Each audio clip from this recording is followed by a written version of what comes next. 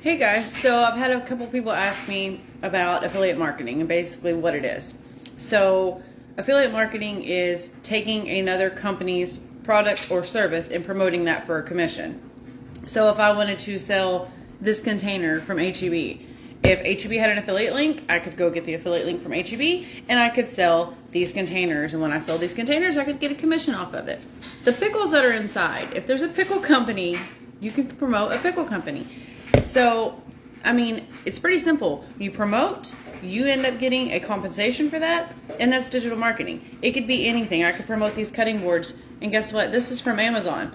So I could put my link out and say, hey guys, these are the best cutting boards ever. I love it. It's bamboo. I use mineral oil on it to keep it seasoned, blah, blah, blah, blah, blah. That's affiliate marketing.